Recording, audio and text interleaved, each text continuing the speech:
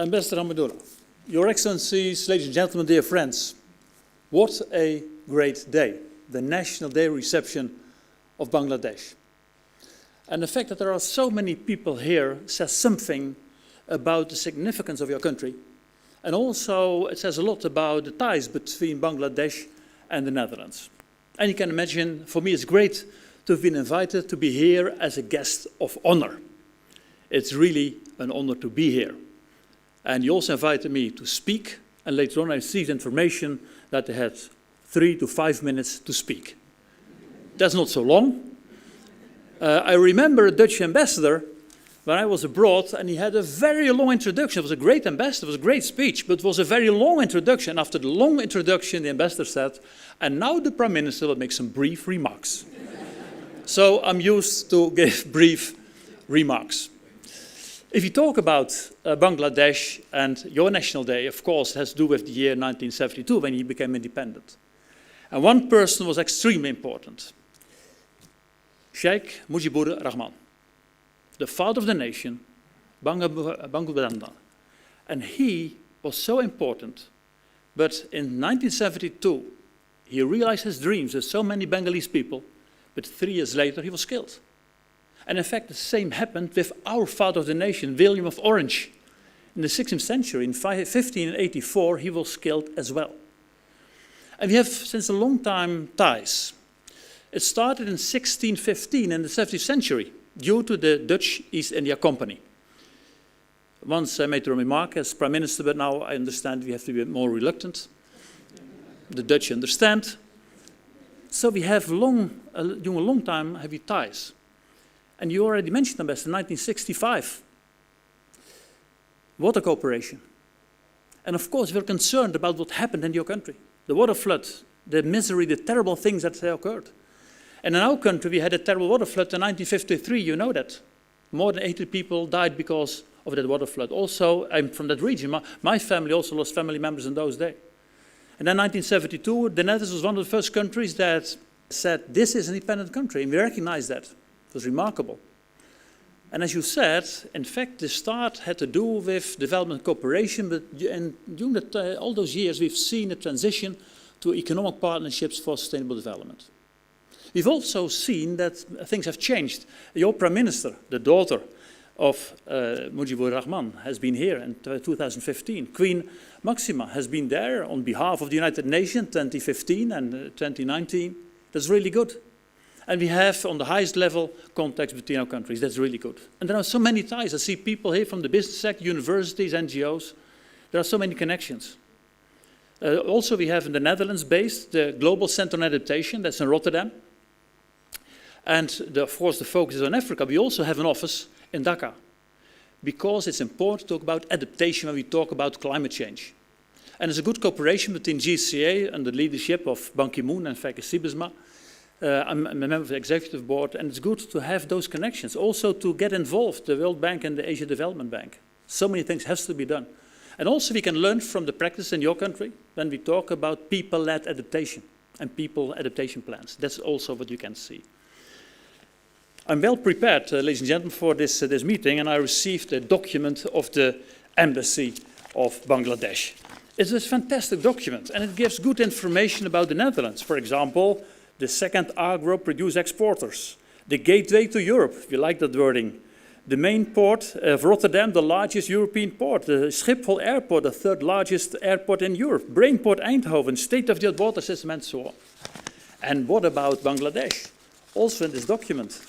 It's very clear, and the title is, Why Bangladesh? Between 2 economic giants, India and China, within Asia-wide supply chains, gateway to South and Southeast Asia, emerging trade and investment partner, shift from aid to trade, growing focus on entrepreneurship, youth and skills. It's really great. This is a fantastic document, but it's confidential. So I cannot share it with you. This was for my eyes only. And if you would ask me how to describe the ties between Bangladesh and the Netherlands, I would say there's an atmosphere of cooperation. There's mutual respect and the willingness to find common solutions. That is, in fact, what characterizes our ties, and that's good.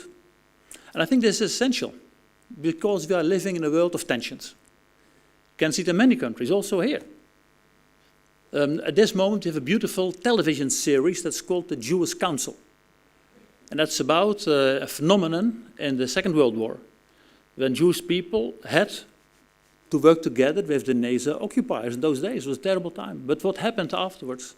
And in those days, people were deported to be killed only because of the fact they were Jews. And you can say, this was 8 years ago. What happened 2 days ago in this country? Lenny Kaur, a famous singer.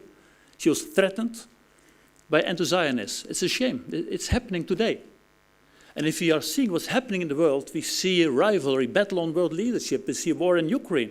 We had a massacre on the 7th of October in Israel, and now a terrible war in Gaza with so many victims. That's what you can see in this world we're living. And I'm concerned about that because it's so important that we are aware of the fact that we need each other. When I was a kid, I heard the wording, one world or no world. And if you talk about the issues of today, we talk, of course, about climate change and the circular economy and combating inequality. And what about biodiversity? And what about the threats of AI, besides the good points? What about Arctic melting? To me, it's clear that we need each other. And history has shown that it is possible to change things. After the Second World War, we had the United Nations, the Universal Declaration of Human Rights, the European integration. We've seen that you have to work together to combat the issue of the hole in the ozone layer, and we were successful. And the Millennium Development Goals were a fantastic set of goals. And it has really led to good consequences, good outcomes. That's really fantastic. If you are working together, you can change the world. And that's really what I hope, that we can get out of difficulties and that we have the willingness to work together. And that's, I think, the atmosphere we've seen between our countries. Mutual respect, the willingness to cooperate, and the willingness to find common solutions. How's with my time, Ambassador? Is it still okay, or am I allowed to go on? It's always a risky affair when you have a kind of time limit. Once it happened to me, I attended a huge event, a business event in Naples Schiphol Airport. It was well organized, 1,000 people were there, music, great moderator, nice surrounding, and the technician put a headset on my head and put a battery on my belt, and then he said, when he put the battery on the belt, Mr. Balkenende, the battery will work for 20 minutes. Then it's all over. The second solution is never give a glass of water to a speaker. That's okay. And if you don't like the speaker, just start applauding that he never can start again. This is a tricky one. But my last remark. Ambassador, when we have had many meetings, we spoke with each other, and you're an economist, and I always really liked our conversations. You're well informed, you know everything about economic theory and you know everything about economic issues. I think it's really great. And you can learn from each other. And I really thought it's good to talk about economic development. And it is important to underline the fact that you must have, I think, new views on the economy. One of my favorite books is Why Nations Fail, of Atsumogo Robinson. That's about when our country is successful. And based on 3,000-year world history, the answer is very clear. One, you must be innovative. If you're not innovative, you can forget it. The second point, you must have the rule of law, because there's no use to be profitable if there's not a rule of law. And you must have inclusive institutions, meaning people must be able to take benefit of what's happening in the economy. And that's not only a matter for the elites. I think it's a fantastic book. And worldwide there are discussions about the question, what is the best type of economy? And that's a bit the reason why I would like to offer you a gift. And the gift is a book with the title Capitalism Reconnected Toward a Sustainable, Inclusive and Off-the-Market Economy in Europe. It's written by Professor Govert Buys and myself. Yeah, this is kind of commercial. This is what people call a must-read. And what we... thank you very much. And what we've tried to do in this book is saying, well, you have to take into account the concerns of people. What is a good economy? What are the economic issues and what are new economic insights? What's the role of Europe, but how can Europe work together with others? Also learn from your mistakes in the past. We have also Europe has made mistakes. Be honest about it, but also good sides. Use the good sides also for developing new views. It's also about values. And you talk about human dignity, co-creativity, regenerativity. These are values that are really key. And we try to have a view on the economy, and I think you will like it. In my, I've written some words in it, and let me mention it here publicly. I've said in the book, thank you very much for your enormous contribution to strengthening the ties between Bangladesh and the Netherlands.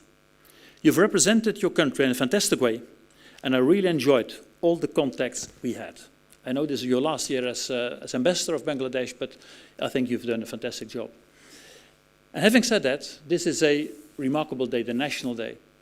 And therefore, I'm so happy that you gave me this book about a man who was so important for your country. And also at the rear side, you can see a quote of Sheikh Hasina, his daughter, the Prime Minister of Bangladesh. And then she says in this quote, Sheikh Mujibur Rahman understood the art of the dream to realize freedom, the dream Bengalese had for 1,000 years. And I think it's important to talk about those dreams, about freedom. And therefore, also, what happened in your country is also a source of inspiration. And it's great to be here with so many people. We are united. And in this world of tension and difficulties, it's also good to say we need each other to combat all the issues that are on our agenda, and also to create a better world for next generations. I think this is really key. I thank you very much for your attention. Mr. Ambassador, thank you so much for the good contacts we always had, and I hope you will have a fantastic National Day reception here in this hotel. Thank you very much.